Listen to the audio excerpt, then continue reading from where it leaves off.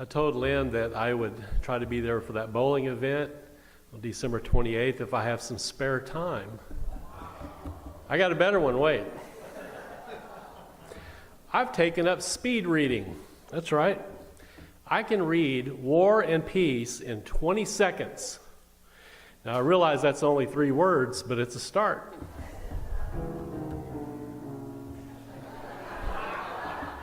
That was my peace joke of the day. Yep, today is the second Sunday of Advent, and as I noted in our December newsletter and also last Sunday, that I am taking these 4 traditional themes of Advent, which are hope, peace, joy, and love. And I am talking about them as verbs. I am calling them adverbs, which is shorthand for Advent verbs. And I truly believe that's the most creative thing I've ever come up with. I really do. Which is sad when you think of it. Now, last Sunday I talked about Reverend William Barber's grandmother. Now, Reverend Barber is a nationally known pastor and activist.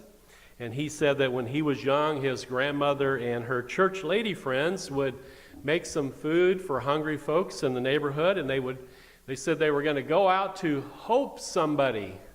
So they were using the word hope as a verb. Well, today I'm going to tinker a little bit with the word peace and try to use it as a verb as well. Our readings today do not mention the word peace per se, and I'm going to focus on a little bit of the gospel reading. But it does talk about creating a path for the salvation of God. Now, you remember, this is Luke here is quoting from the book of Isaiah and using these words to refer to John the Baptist, who is preparing for the way of the Messiah. And here are these beautiful words. Prepare the way of the Lord, make his paths straight. Every valley shall be filled, and every mountain and hill shall be made low, and the crooked shall be made straight, and the rough ways made smooth, and all flesh shall see the salvation of God. Beautiful passage. We hear this every year at this time. And so I suggest that the season of Advent, really, when you think about it, when you get down to what it's all about, it is a path-making event. As Christians, our task is to help prepare a path for the arrival of the Christ child into our lives. And what the 4 themes of Advent tell me specifically is that a path that we're making for the arrival of the Christ child is created when we go out and we hope somebody, and we peace somebody, and joy somebody, and love somebody. That's how we do it. Now, making the word peace into a verb was a rather difficult assignment. And I thought long and hard about this, and the only thing I could come up with is the phrase, that's sort of a slang phrase, peace out. Peace out. Now, in the original way this phrase is used, it's not actually a verb. Peace out is a slang term used when a wannabe hippie tells someone goodbye. And so the person uses a hand gesture in which they pound their chest twice, and then they give the peace sign, right? So let's all do that. Yeah, peace out, right? Now, I think we can redefine, I bet you've never done that in church. I bet we can redefine, I think we can, this phrase, peace out, and use it as a verb. Because normally it's just a noun. According to my new definition, peace out means something like go all out in spreading peace. Peace something until you can't peace it any longer. Peace out. As difficult as that sounds, that is what the gospel is calling us to do, to make a path of peace and do it until we can't do it any longer. Now, there's a good reason why Jesus is referred to as the Prince of Peace. Peace was his calling card. Like some of you, I have a business card, and it's got my name and address and or my phone number and email address on it, not my address. But I use it sometimes when I greet people I don't know and so forth, let them know who I am. Jesus didn't have business cards, but he had a calling card. And what that was, every time he saw somebody, we are told, he would say, "Peace be with you." That was his calling card. And he meant it. He wasn't just sharing a platitude or trying to be nice. He meant it. He knew that peace was something that was in short supply in that place and time, and therefore it became part of his mission. It became part of the gospel, a very important part of it, one that we recognize today. Jesus lived in a violent world, and he died, as you know, a violent death. And even before he died, he knew that violence was all too familiar to the people in his time and place. Today we still have violence. It continues to rear its ugly head, maybe not as frequently as it did back in other times, but certainly with more intensity, right?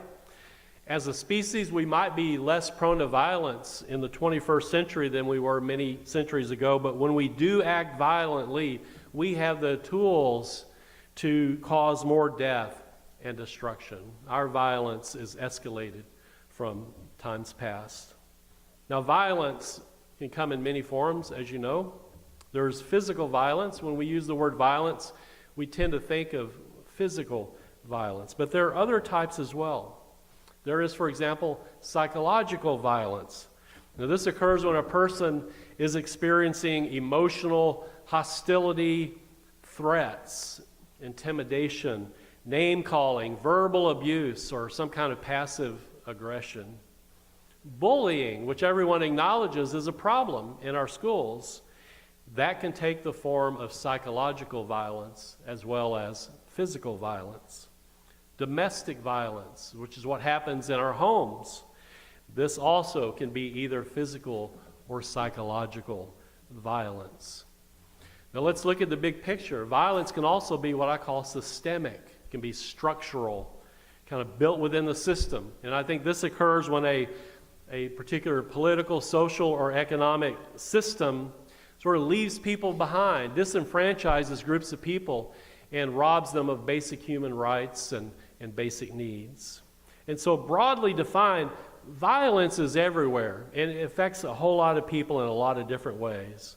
And that's why it is so imperative that we go out and peace somebody, that we peace out, as I'm calling it, which really means to exhaust one's self and one's resources in the pursuit of peace.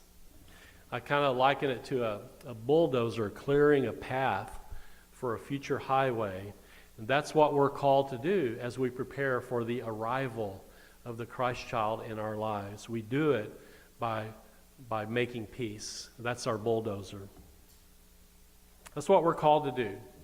But there are two great obstacles in our way, in our attempts to make peace or pursue peace, to peace out, as I'm saying. First, of all the four Advent themes, peace might be the most unnatural for us. Pursuing and making peace, creating and walking a path of peace is not exactly, historically speaking, the way of Homo sapiens, nor is it the way of the majority of the animal species on planet Earth. It's just simply not natural for us. Now, there are some species that are certainly less violent than others, particularly animals that do not pursue other animals for prey. But even those animals live in an extremely violent world, a world that is red in tooth and claw, as Tennyson wrote. If they aren't looking for prey, they are likely someone else's dinner plans. My point is, as much as we desire peace, whether it be individually or internationally, it is not exactly the norm. The peaceable kingdom, as the prophet Isaiah describes it, is not even close to being a reality, which is exactly why I think it's on our schedule every year to talk about. It's one of the four great Advent themes every year. It is a distant goal that will never be attained until we learn to peace out. So that's the first obstacle. It's just not real natural for us. We have to be dedicated to it. A second obstacle in our pursuit of peace is that peace, let's admit it, it's relatively boring. A good history book is usually focused on the major wars throughout history and other acts of violence. Rarely does it focus on acts of peace. If you look at the chapters in a history book, it usually has something to do with some kingdom, some empire, some nation that's crumbling or conquering another. That's how we write history. Peace is not a good read. It's not a good movie script. You watch a good movie, you got to have some kind of conflict. Conflict is generated by some act of violence, whether it be physical, psychological, or whatever. So peace can be rather boring, whereas violence in all its many forms is much more exciting. Violence gets the blood flowing and the adrenaline pumping. I became a little more aware of this a couple of weeks ago when I took my little brother to a Dallas Cowboys football game. Football is a violent game, one of the most violent games on the planet.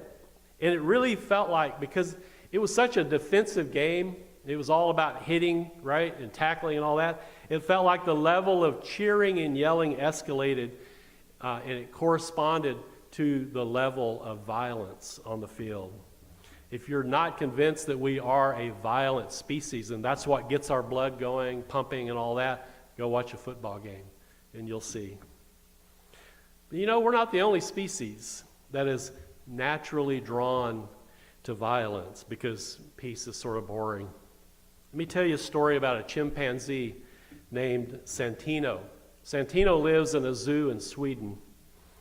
To relieve his boredom, Santino developed an exciting hobby, throwing stones at visitors at the zoo. Now that's not unique.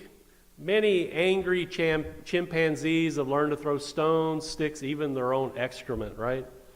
However, Santino was planning his moves in advance. They discovered this a few years ago. During the early morning, long before the zoo opened for visitors, Santino collected his projectiles and he placed them in a heap right in front of him without showing any signs of anger whatsoever. People soon learned to be very wary of Santino. They stayed away. They learned not to get near him when he had a pile of rocks at his feet. But soon, Santino developed a new strategy. In the early morning, he took bales of straw from his sleeping quarters and placed them close to where the visitors gathered to see the chimps every morning at the zoo. He then, this is before everybody showed up, he collected stones and he hid them under the straw. An hour or so later, when the first visitors appeared at the zoo, Santino kept his cool, showing no signs of irritation or aggression. And only when his victims came into close range did Santino suddenly grab the stones from their hiding place and bombard the frightened humans. Later, when they wised up to that, he learned to hide the stones in tree trunks and buildings and other suitable places. Well, if the behavior of Santino and other chimps is any indication, peace is unnatural and boring. And unfortunately, we human beings share most of our DNA with our chimpanzee cousins. And so there's that.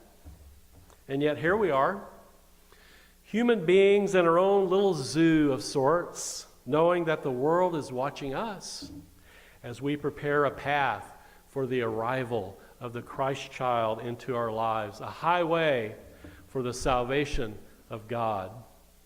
Will it be a path of violence or a path of peace? Will we collect rocks to throw at others, or will we go out and peace somebody today? What would your grandma tell you to do?